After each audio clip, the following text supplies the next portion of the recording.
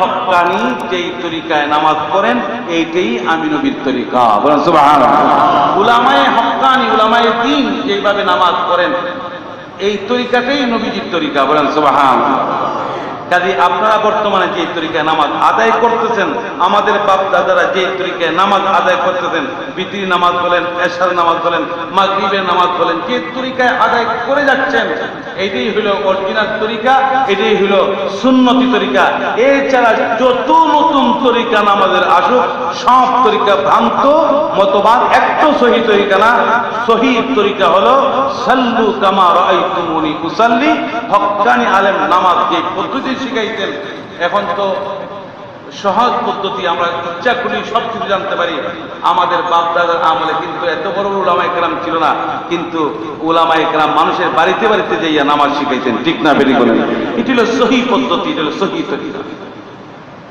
সাল্লু কামা রাআইতুমুনি উসাল্লি। নামাজ মানুষকে একনিষ্ঠ আল্লাহর গোলাম বানায়, বলেন সুবহানাল্লাহ। অন্য এক আয়াতে আল্লাহ বলেন ওয়া'মুর আহলাকা বিস-সালাতি ওয়াসতাবির আলাইহা লা নাসআলুকা রিজকান নাহনু নারযুকুকা ওয়াল আকিবাতু লিত-তাকওয়া। আল্লাহ বলেন তোমরা তোমাদের পরিবার পরিজনকে নামাজের উপদেশ দাও, তাদেরকে হুকুম করো নামাজের, পরিবার পরিজনকে। সুবহানাল্লাহ। ওয়া'মুর আহলাকা বিস-সালাত, হুকুম করো নামাজের, ওয়াসতাবির আলাইহা, আর তুমি নিজেও নামাজের পাবন্দি করো। সুবহানাল্লাহ। খালি বক্তা সাইজো না, এই নামাজ পড়ো নামাজ পড়ো, খালি বক্তা সাইজো না, নিজেও নামাজ পড়ো। এরপর আল্লাহ বলেন আমি তোমাদের কাছে রিজিক চাই না, রিজিক তো আমি তোমাদেরকে দেই, বলেন সুবহানাল্লাহ। হযরত ওমর ফারুক রাদিয়াল্লাহু তাআলা জমানায় এক লোক তার সন্তান নিয়ে গেছে, হুজুর আমার সন্তানদারে আপনার দরবারে আনলাম, ওটা নালিশ আছে আমার সন্তানের ব্যাপারে। এক নম্বর নালিশ, আমার সন্তান আমার কথা শুনে না, আমি বলি ডান দিকে চল, হে বাম দিকে চলে। এরকম সন্তান আমাদের মনে হয় নাই, আছে তো? আলহামদুলিল্লাহ আছে। তো আমার সন্তান আমার কথা শুনে না, হুজুর আপনার কাছে নিয়ে আসলাম, আপনি তাকে ওয়াজ করে বুঝান আর না হয় তাকে শাস্তি দেন। সন্তান ছিল খুব টেকনিক্যাল বুদ্ধি ছিল, কয় হুজুর। আর দুই নম্বর, হুজুর আমার কোন অধিকার সন্তান হিসেবে সে আদায় করে?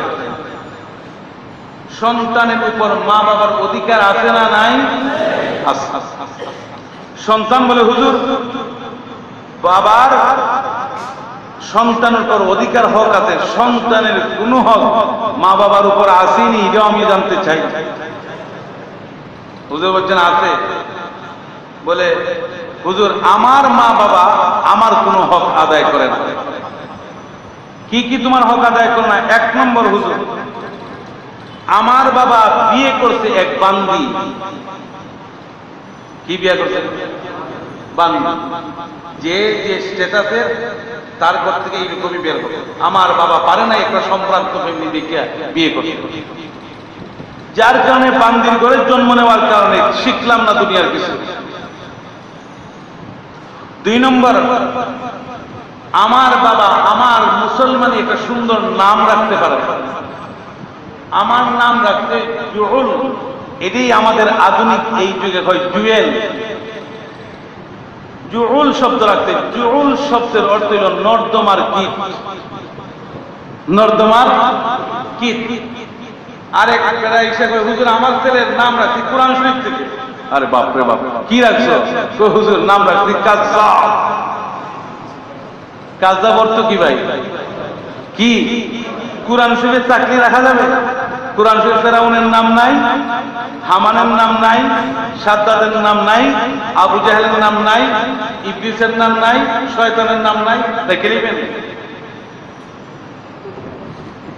আল্লাহর নবী সাহেব ওমর বললেন তুমি তো তোমার সন্তানের হকি আদায় করো না, সন্তানের কাছে পাওয়ার আশা কেমনে করো? ঠিক না বেরি বলেন? এই বেড়াইতে রাখতে, এই বেড়াইতে রাখতে তার ছেলের নাম জুয়েল, জুহুল। আমরা যে আরো কত কিছু রাখি, আমরা রাখি কৌশিক রহমান, আমরা রাখি অক্সিজেন বেগম, আমরা রাখি বেবি ট্যাক্সি, আচ্ছা, বেবি যার নাম রাখলো, আমি বলবো বাবা তার সন্তানের সাথে দুর্নীতি করছে, ঠিক না বেটি বলেন? আচ্ছা, বেবি কি বড় হইল? বেবি কি বলে আপনারা? এখন না বেবি রাখলেন, 40 বছর পরে কি এই বেবি নাম টিকসই? টিকসই? তাহলে আপনি সন্তানের সাথে দুর্নীতি কেন করলেন? সন্তানের হক আদায় করেন নাই। সন্তানের প্রথম নম্বর হক হলো সন্তান জন্ম নেওয়ার পর মুসলমানি নাম রাখা। বলেন না সুবহানাল্লাহ। এখন আমরা আরেকটা সিস্টেম জারি করছি, নাম রাখি মুসলমান, খুব সুন্দর, আবু বকর সিদ্দিক, ব্র্যাকেটে রাখি পলাশ। ব্র্যাকেটে কি? পলাশ। পলাশ নাম রাখতে রাখতে একদম বিলাস হয়ে যায়। হুজুর আমার ছেলের নাম, এই তোমার নাম কি? আমার নাম পলাশ। বাবা সাথে বসে, এই তোর আরেকটা নাম আছে? আরেকটা নাম বাবা কি জানি? আবু বকর সিদ্দিক। বেটা নাম ভুলে গেছে। আর আমরা আশা করছি হুজুর 500 টাকা মুখ দেখো, দোয়া করে আমার ছেলে কথা শুনে। ছেলের অধিকার আদায় করুন নাই, আপনি কেন অধিকার পাবেন? ওয়া'মুর আহলাকা বিস-সালাহ, হুকুম করুন আমাদের সন্তানকে, হুকুম করুন আমাদের স্ত্রীকে, পিতা পুত্রকে, পরিবার পরিজনকে, তুমি নিজেও নামাজের পাবন্দি করো। আল্লাহ বলেন নাহনু নারযুকুকা, আমি তোমাদের কাছে রিজিক চাই না বান্দারে, আমি তো তোমাদেরকে রিজিক দেই। বলেন সুবহানাল্লাহ। এর মাধ্যমে আল্লাহ ইঙ্গিত করলেন যেই করে নামাজ কায়েম হবে সেই করে আমার রিজিক পৌঁছবে। বলেন সুবহানাল্লাহ। রিজিকের জিম্মাদারি কার? কেমনে পৌঁছাইবেন বন্ধা তুমি টের পাবে না। কারণ পাখিকে যদি খাওয়াইতে পারেন, হাতিকে যদি খাওয়াইতে পারেন, আল্লাহ পাক বড় বড় প্রাণীকে যদি পালতে পারেন, আল্লাহ তোমার আমার মতন এই সাধারণ একটা মানুষের খাবার আল্লাহ পৌঁছাইতে পারবেন না? নামাজ কায়েম করতে হবে নিজের ঘরের মধ্যে, সেটা হতে হবে নবীর তরিকা মতো নামাজ। বলেন সুবহানাল্লাহ। 2 নম্বর আল্লাহর রাসূল বলেন ওয়ায়ুতুনাজ যাকাত, সঠিক নিয়মে যাকাত দাও। সুবহানাল্লাহ। শতকরা 2.5 টাকা লাগে, 2,500, মালের 40 ভাগের 1 ভাগ টাকা তুমি এটা যাকাত, তুমি যাকাত ঠিক মতো আদায় করো। যাকাতের উপর ব্যাখ্যা দিলাম না, রমজান আসতেছে, রমজানে আলোচনা হবে। 4 নম্বর ব্যাখ্যা, 3 নম্বর কোয়ালিটি। আল্লাহর নেককার বান্দাদের কয়টা কোয়ালিটি? 1 নম্বর নামাজ, 2 নম্বর যাকাত। যাকাতের টাকা মসজিদে দিতে পারবেন না, পারবেন নাকি? অনেকে দিয়া দেয় কিন্তু না জানি, দিয়া দিয়ে যাকাতের টাকা মসজিদে দিতে পারবেন না। কেন দিতে পারবেন না? আল্লাহ বলছেন আমি ধনী। সুবহানাল্লাহ। ধনীরে যাকাত দেওয়া যায়? আল্লাহ ধনী, আল্লাহ করে যাকাত দেওয়া যায় না, ফিতরা দেওয়া যায় না। আল্লাহর করে আপনার ফ্রেশ টাকা আল্লাহ করে দিতে হবে। সুবহানাল্লাহ। আল্লাহ নিষেধ করছেন। সুবহানাল্লাহ। ওয়া হুম বিল আখিরাতি হুম ইউকিনুন। আল্লাহর নেককার বান্দাদের 3 নম্বর গুণ হইল পরকালের বিশ্বাসী হতে হবে। সুবহানাল্লাহ। একদিন আল্লাহর আসামির কাঠ করে দাঁড়িয়ে আমাদের হিসাব দিতে হবে। আজকে আছি, কালকে নাও থাকতে পারে। এই জুমার তাফসীর আমাদের কারো জন্য জীবনের শেষ তাফসীর হয়ে যেতে পারে, কিন্তু আমরা একদিন আল্লাহর আসামির কাঠ করে দাঁড়িয়ে সারা জীবনের জবাবদিহি করতে হবে। এই বিশ্বাসটুকু যাদের আছে, এটাকেই বলা হয় পরকালের বিশ্বাস। বলেন সুবহানাল্লাহ। পরকালের বিশ্বাসের প্রয়োজনীয়তা এত বেশি, পরকালের বিশ্বাস মানুষকে এত সুন্দর করে, মানুষটাকে স্বর্ণের চেয়ে খাঁটি মানুষে পরিণত করে। বলেন সুবহানাল্লাহ। কোন কোন গুণে? পরকালের বিশ্বাসের গুণে। বলেন সুবহানাল্লাহ। আমি আপনাদেরকে জিজ্ঞাসা করি, আমরা মুসলমান, ঠিক না বেটি বলেন? আমরা কি মুসলমান? বিশেষত বাংলাদেশের মুসলমানদের ঐতিহ্য সারা দুনিয়ায় আছে। আপনারা দেখছেন লন্ডনে 3 জন এমপি বাংলাদেশের। কয়জন এমপি বাংলাদেশের? 3 জন। আমরা বাঙালি শুধুমাত্র বাংলাদেশেই বসে আছি না, আমরা সারা পৃথিবীতে ছড়িয়ে পড়েছি, ঠিক না বেটি বলেন? এবং পৃথিবীর মধ্যে বাসা বাসা উলামায়ে কেরামের লিস্ট যেটা আছে, তার মধ্যে 100 জন উলামায়ে কেরামের নাম বাংলাদেশের আছে। বলেন না সুবহানাল্লাহ। বাংলাদেশের কি মনে করেন আপনারা? বাংলাদেশ আল্লাহর বিশেষ রহমত প্রাপ্ত দেশ। বলেন সুবহানাল্লাহ। পরকালের বিশ্বাস মানুষকে কত সুন্দর করে, এর একটা উদাহরণ। হযরত উমর ফারুক রাদিয়াল্লাহু তাআলা খলিফাতুল মুসলিমিন, ওনার আমলে দুইজন যুবক একটা যুবককে ধরে নিয়ে আসছে, আয়েশা কয়, হুজুর এই ছেলেটা আমাদের বাবাকে হত্যা করছে, আপনার কাছে আমরা বিচার চাই। কোরআনের আইন হচ্ছে হত্যার বদলা, এটা কার আইন? আল্লাহর আইন। হত্যার বদলা হত্যা। উমরে ফারুক রাদিয়াল্লাহু তাআলা জিজ্ঞাসা করলেন, ওরে যুবক, এই দুই যুবককে যে অভিযোগ তোমার ব্যাপারে দিয়েছে সেই ব্যাপারে তোমার কি মত? তো যুবকটা বলতেছে, হুজুর তার বাবাকে হত্যা করেছি কথা ঠিক, কিন্তু হত্যার পূর্বের কোন পরিকল্পনা আমার ছিল না, অ্যাক্সিডেন্টে হয়ে গেছে। উমরে ফারুক রাদিয়াল্লাহু তাআলা মুস্কি হাসি দিয়ে বললেন, অ্যাক্সিডেন্টে হোক আর যেমনি হোক, হত্যা তুমি করছো, আমি বাধ্য হত্যার বদলা হত্যার আইন রায় দিতে। ঠিক না বেরি বলেন? আমি বাধ্য হত্যার বদলা হত্যার রায় দিতে। তোমার হত্যার বদলা হত্যা হবে। রায়টা দিয়ে আবার উমর ফারুক জিজ্ঞাসা করলেন, আমি যে রায়টা দিলাম রে আল্লাহর বান্দা যুবক, আমার রায়ের বিরুদ্ধে তোমার কোনো অভিযোগ আছে? আল্লাহর বান্দা যুবক বলে, হুজুর আপনি তো পকেট থেকে আর রায়টা দেন নাই, রায়টা দিয়েছেন কোরআন থেকে, কোরআনের রায়ের বিরুদ্ধে আমার কোনো অভিযোগ নাই। তাহলে বোঝা গেল কোরআনের বিরুদ্ধে, কোরআনের কোন আইনের বিরুদ্ধে কোন মুসলমানের কোন বক্তব্য থাকতে পারে। যদি বক্তব্য থাকে, নেগেটিভ বক্তব্য থাকে, তাহলে বোঝা গেল আমি ইমানদার থাকতে পারি। তোমার রায়টা দিলেন, জল্লাদকে হুকুম দেন, জল্লাদ রেডি হও। তখন সে করজোরে বলল, আমিরুল মুমিনিন, আমার তো রায় হয়ে গেছে ফাঁসির বদলা ফাঁসি, হত্যা বদলা হত্যা হবে। তো আমার অনুরোধ আপনার কাছে, আমাকে 3 দিনের জন্য একটু জামিনে মুক্তি দেন।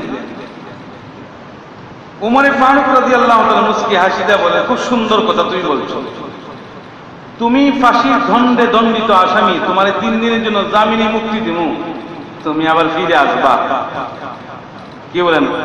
এরকম আসামি যদি আমরা হই আর জামিনে মুক্তি পাই, আবার যাইমু। কি বলেন? যাইবেন? যাইবেন না তো? উমর ফারুক বললেন, না না, এটা মানা যায় না। এমন কোন জামিনদার যদি তোমার হয় যে তোমার জামিন নিয়েছে, তাহলে আমি চিন্তা ফিকির করে দেখতে পারি তোমাকে মুক্তি দেওয়া যায় কিনা। তোমার কোন জামিনদার হওয়ার মতো কোন লোক আছে? তাকে চিনে এই হাউসে কোন লোক নাই, সুবহানাল্লাহ, কেউ চিনে না। তখন সে সব দিকে তাকাইতে হযরত উমরে ফারুক রাদিয়াল্লাহু তাআলার পাশের চেয়ারে বসা ছিলেন নবীজির বিশিষ্ট সাহাবী হযরত আবু যর গফারি, সুবহানাল্লাহ, যার দাড়ি দেখলে নবীজি হাত দিতেন আর খুশি করতেন, আবু যর গফারি, সুবহানাল্লাহ। আবু যর গফারি আসছে, নবীজি আবু যর গফারির সাথে খুব গভীর সম্পর্ক ছিল। নবীজি আবু যর গফারিকে নিয়ে ঢং করতেন, নবীজি আবু যর গফারি খুব মহব্বত করতেন। আবু যর গফারি, আসছো তুমি, এত লেট করলা কেন? বিবির সাথে খুব মহব্বত, সুবহানাল্লাহ, নবীজি খুব মহব্বত করতেন। আবু যর গফারি, আমার দরবারে আসছো, কিনে আসছো তুমি? কিছু জানো নাই? হুজুর আপনার জন্য একটা চকলেট আনছি। চকলেট কি মানে বড় মানুষের জন্য নেই, মানে চোখের মধ্যে একটা খেজুর পায়, ছোট্ট একটা জিনিস। হুজুর আনছি, একবারে খালি হাতে আসি নাই, হুজুর কুরমা একটা আনছি, সুবহানাল্লাহ। নবী দাও দাও আমার কুরমা দাও। নবীজি মুখ খুলে দিতেন, আবু যর গফারি ভিতরে দিতেন, সুবহানাল্লাহ। কত মহব্বত! নবীজি বলছেন, আমার সাহাবায়ে কেরামের মধ্যে সবচেয়ে বুজুর্গ সাহাবী আবু যর গফারি, সুবহানাল্লাহ। খুব সুন্দর দাড়ি ছিল। এই ছেলেটা সব দিকে তাকাইয়া আবু যর গফারিকে টার্গেট করে বলতেছে, ও আমিরুল মুমিনিন, ওই যে আপনার পাশে বসা উনি আমার জামিনদার। আজকে বলছেন সুবহানাল্লাহ। ও মুসলমান, জুড়ে বলুন না সুবহানাল্লাহ। চেহারা মানুষকে কি তৈরি করেছে, চেহারায় অনেক জিনিস বোঝা যায়, তার ভিতরের অবস্থা ঠিক না বেঠিক বলেন? আমরা অনেক সময় লোকটা সরল প্রকৃতির, তার ভিতর সরল হলে চেহারাটা আল্লাহ এরকম সাজায় দেয়। আবু যর গফারি চেহারা দেখতে সে বলছে, না উনাকে জামিনদার মানি, আশা করি আমার এই কথা তিনি রিটার্ন ফিরিয়ে দিবেন না। আবু যর গফারি ওই যুবকের কথা শুনে উমর বললেন, না এটা তো তোমার কথা তুমি বলছো, যারে দেখাইছো তিনি কিছু না বললে তো আর তোমাকে মুক্তি দেওয়া যাবে, তিনি কিছু বলতে হবে। আবু যর গফারি উমর ফারুক রাদিয়াল্লাহু দিকে তাকাই বলেন, দেখেন ছেলেটা আমারে চিনে না, আর আমিও ছেলেটাকে চিনি না। একমাত্র বিশ্বাস করে আমার জামিনদার সাব্যস্ত করেছে। আপনার আইনে যদি কোনো জটিলতা না থাকে দেন, আল্লাহ ভরসা করে জামিন দেন, দিয়ে দেন জামিন। এইরকম জামিনদার হওয়ার মতো এরকম কোন মুসল্লি আছে? ওই আসামির জামিনদার চলে গেল দৌড়ে বাড়িতে গিয়া 3 দিনের জন্য, 3 দিন পরে আবার আদালত করে। যেই মাত্র আবু যর গফারী জামিন নিয়ে নিলেন, সমস্ত সাহাবায়ে কেরাম কানাঘুষা করতে লাগলেন। আবু যর গফারী বুদ্ধিমান লোক, এই কাজটা তিনি কি করছেন? উনি কি বুঝেন নাই? এ তো আইবই না, কিন্তু সে না আসলে ফাঁসির রশি যে তার গলায় লাগবে, এটাকে আবু যর গফারী বুঝেন নাই? ওমরে ফারুক রাদিয়াল্লাহু তাআলা আনহু বলেন, ও আবু যর গফারী, বুঝে শুধু আপনি জামিন গ্রহণ করেন, যদি আল্লাহর বান্দা যুবক না আসে এই ফাঁসির রশি কিন্তু আপনার গলায় লটকাইতে আমি বাধ্য হব। আবু যর গফারী বললেন, হ্যাঁ আমি জেনে বুঝে দিচ্ছি, যদি সে না আসে সেই ফাঁসির রশিতে আমার লটকাইতে হবে, এটা আমি বুঝেই আমি গ্রহণ করলাম। ছেলে চলে গেছে, বাড়িতে গেল। বাড়িতে গিয়ে আবার 3 দিন পর 3 দিনের জামিন নিয়ে চলে গেল। আবার 3 দিন পরে আসবে ফাঁসি হবে। 3 দিনের শেষ দিন আদালত বসছে, সমস্ত সাহাবায়ে কেরাম উপস্থিত। আজকে আবু যর গফারীর ফাঁসি হবে, কারণ সে তো কোনোদিন আসার কথা না। 1 ঘন্টা 2 ঘন্টা 3 ঘন্টা চলে গেল। আস্তে আস্তে আদালতের সময় প্রায় শেষ হওয়ার পথে, এখনো ছেলেটা আসে নাই। অপেক্ষা করতে করতে হযরত উমর আবু যর গফারীকে বলে, আবু যর গফারী রেডি হয়ে যান। জল্লাদকে বলেন, জল্লাদ তোমরা রেডি হয়ে যাও, যুবকটা আসবে না, সেই যুবকের রায় আবু যর গফারীর উপর কার্যকর করা হবে। আবু যর গফারী বললেন, ও ওমর ফারুক রাদিয়াল্লাহু তাআলা আনহু, এখনো তো কিছুটা সময় আছে, আমি নিরাশ হই নাই, আমি নিরাশ হই নাই, এখনো সময় কিছুটা বাকি আছে, না আসলে তো আমি আছি, একটু অপেক্ষা করেন না। সুবহানাল্লাহ। হঠাৎ করে দেখা যায় একটা যুবক দৌড়াইয়া দৌড়াইয়া আদালতের দিকে আসতেছে। আপনারা বলেন আপনারা আসবেন না, তাহলে বোঝা গেল আখিরাতের ভয় আমাদের অন্তরে তেমন না, এই জন্য আমরা যা ইচ্ছা তাই করতে পারি। যুবকটা চলে আসছে, আসার পরে ওমরে ফারুক রাদিয়াল্লাহু তাআলার সামনে দাঁড়াইছে। ওমর জিজ্ঞাসা করলেন, আল্লাহর বান্দা যুবক, তুমি যে দৌড়াইয়া দৌড়াইয়া নিশ্চিত মৃত্যুর দিকে এগিয়ে আসলে, তোমার মাথা ঠিক আছে? যুবক বলল, হুজুর আমার মাথা ঠিক আছে। তাহলে তুমি কেন আসলে? কিসে তোমাকে বাধ্য করলো বলো না দেখি। আর কিসের জন্য 3 দিনের জামিন নিয়ে তুমি গেছিলে? ওমরে ফারুককে লক্ষ্য করে বলতেছে, ও খলিফাতুল মুসলিমিন, আমার বাবা ছোটকালে মারা গিয়েছেন, আমরা 2টা ভাই, আমার একটা ছোট ভাই আছে, আমি বড়। আমার বাবা ইন্তেকালের পরে আমার ভাইয়ের সম্পদগুলো আমি স্বর্ণরূপ দিয়ে পরে একটা কলসির ভিতরে ঢুকাইয়া মাটির ভিতরে চাপা দিয়ে রাখছিলাম, দুনিয়ার কেউ জানে না আমি ছাড়া। ইচ্ছা ছিল ভাই বড় হলে আমি সম্পদ বের করে দিব, তার সম্পদ তাকে দেয়া দিব, কিন্তু একদিন হয়ে গেল আমার ফাঁসি হয়ে যাবে। এই জন্য বাড়িতে গেলাম, বাড়িতে গিয়া কলসিটা বের করে আমার ভাইকে আমি তার সম্পদ বুঝাইয়া দিয়ে আমি দৌড়াইয়া আসলাম। আমি বলো করে জানি উমরের আদালতকে ফাঁসি দেওয়া, উমরের আদালতকে ফাঁকি দেওয়ার মতো সুযোগ আমার হাতে অনেক ছিল, আমি ফাঁকি দিতে পারতাম, কিন্তু আমি জানি এই তো ফাঁকি দেওয়া শেষ না, আরেকটা আদালত কিন্তু আমার সামনে হাজির। ওয়াহুম বিল আখিরাতি হুম ইউকিনুন, আখিরাতে আল্লাহর আসামির কাঠ গড়ায় দাঁড়াইয়া আবার হিসাব নিকাশ দিতে হবে। আমি চিন্তা ফিকির করতে লাগলাম, উমরের আদালতে যদি আমার বিচার হয়ে যায়, আর এই বিচারের উসিলায় যদি আল্লাহর আদালত থেকে নাজাত পেয়ে যায়, এই জন্য দৌড়াইয়া দৌড়াইয়া আপনার আদালতের দিকে আমি হাজির হইলাম। এই কথা শোনার পরে ওই যে 2 ভাই হাজির হয়েছে, তাদের চোখ দিয়া পানি চলে আসলো, ওমরে ফারুকের চোখ দিয়া পানি চলে আসলো। 2 ভাই বলতেছে, আমিরুল মুমিনিন, আপনার আইনে যদি কোনো জটিলতা না থাকে, আমরা যে বিচারটা দায়ের করেছিলাম আপনি ইচ্ছা করে তাকে মাফও করে দিতে পারেন, যদি আপনার আইনে কোনো জটিলতা না থাকে। এই জন্য আল্লাহ বলেন, সৌভাগ্যবান বান্দাদের তিনটা গুণ। এক নম্বর গুণ আল্লাযীনা ইউকিমুনাস সালাত, এক নম্বর নামাজ, ওয়া ইউতুনাজ যাকাত, দুই নম্বর যাকাত, ওয়া হুম বিল আখিরাতি হুম ইউকিনুন, তিন নম্বর পরকালের বিশ্বাস। এই তিনটা কোয়ালিটি যাদের মধ্যে থাকবে, আল্লাহ বলেন উলাইকা আলা হুদাম মির রাব্বিহিম, এরা আমি আল্লাহর পক্ষ থেকে হেদায়েত প্রাপ্ত বান্দা। সুবহানাল্লাহ। এরা কার হেদায়েত প্রাপ্ত বান্দা? ওয়া উলাইকা হুমুল মুফলিহুন, এরা হলো আমার সৌভাগ্যবান বান্দা।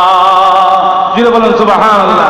তাহলে হেদায়েত প্রাপ্তদের লক্ষণ, হেদায়েত প্রাপ্ত লোকদের গুণাবলী কয়টা? তিনটা। যে ব্যক্তি নামাজ পড়ে, নামাজ পড়ে না, আমি নামাজ না পড়লো আমার ঈমান ঠিক, সে কি হেদায়েত প্রাপ্ত? হেদায়েত প্রাপ্ত না। নামাজ ঠিক থাকতে হবে, সঠিক নিয়মে যাকাত আদায় করতে হবে, পরকালের প্রতি বিশ্বাস স্থাপন করতে হবে। এই তিনটা গুণ হলো সৌভাগ্যবান বান্দাদের বৈশিষ্ট্য। আর হতভাগা আল্লাহর বদকার বান্দাদের বৈশিষ্ট্য আগামী শুক্রবারে আসবে। আল্লাহ পাক আবার আগামী তাফসীরে উপস্থিত হওয়ার তৌফিক দান করুন, বলেন আমিন। আমি আপনাদের কাছে জানতে চাই, কথাগুলো দরকারি না দরকারি? জানার দরকার আছে না নাই? যদি জানা দরকার হয় আর সৌভাগ্যবান বান্দাদের অন্তর্ভুক্ত থাকতে চাই, নামাজ লইয়া না নামাজ ছাইরা? লইয়া না ছাইরা? হিসাব রেখে মুসলমান এক ওয়াক্ত নামাজের জন্য 2,88,00,000 বছরের জন্য জাহান্নামের আগুনে জ্বলতে হবে। যদি জীবনে এক ওয়াক্ত নামাজ ছাড়েন, এরপরে যাবেন মোমবাতিতে আঙ্গুলটা দিয়া একটু টেস্ট কইলেন, এক ওয়াক্ত নামাজ ছাড়বেন আর মোমবাতিতে আঙ্গুলটা রাখেন, রাখে মনটারে বুঝাইয়েন, তুই যে নামাজটা ছাড়লে মোমবাতি তো আঙ্গুলটা রাখতে পারো না, জাহান্নামের আগুনে কেমনে জ্বলবে। মনটাকে বুঝান, আখিরাতের প্রস্তুতি গ্রহণ করেন। যে কোন মুহূর্তে আমাদের সফরের ডাক চলে আসতে পারে। আল্লাহ আমাদের প্রত্যেককে মৃত্যুর প্রস্তুতি নেওয়ার তৌফিক দান করেন, আমিন। ওয়া আখিরু দাওয়ানা আনিল হামদুলিল্লাহি রাব্বিল আলামিন। সুবহান রাব্বিকা রাব্বিল ইজ্জাতি আম্মা ইয়াসিফুন ওয়া সালামুন আলাল মুরসালিন ওয়ালহামদুলিল্লাহি রাব্বিল আলামিন। আস্তাগফিরুল্লাহ রাব্বি মিন কুল্লি যামবিন ওয়া আতুবু ইলাইহি লা হাওলা ওয়া লা কুওয়াতা ইল্লা বিল্লাহ।